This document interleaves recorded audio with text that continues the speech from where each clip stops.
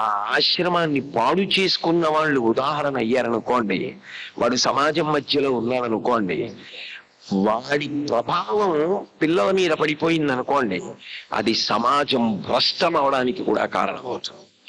అందుకే గృహస్థాశ్రమ ప్రవేశంలో కేవలముగా ఇంకా తగినంత పరిపక్వత రానటువంటి పిల్లల మధ్య కేవలం భౌతికంగా నచ్చడం ఒక్కటి ప్రదానం చేసి వివాహం చెయ్యమని చెప్పలేదు.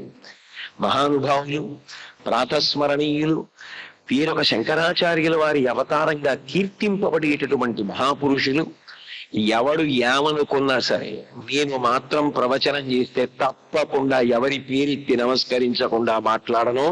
అటువంటి మహాపురుషులు కంచి కామకోటి పీఠాధిపత్యం వహించి నడిచే దేవుడిని కీర్తింపబడిన వారు శ్రీ శ్రీ శ్రీ చంద్రశేఖరేంద్ర సరస్వతి మహాస్వామి వారు తరచుగా ఒక మాట చెప్తుండేవారు.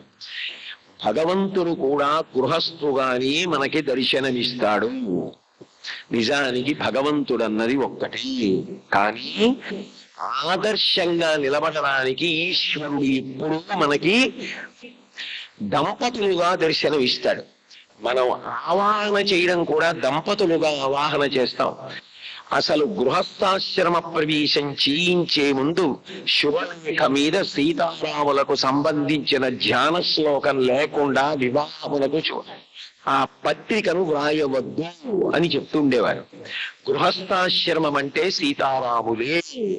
సీతారాముల గురించి పెళ్లి కావలసిన పిల్లలు బాగా వినేటట్టు చూడండి, వాళ్ళకి జీవితం మీద మంచి అవగాహన కలుగుతుంది అని చెప్తుండేవారు.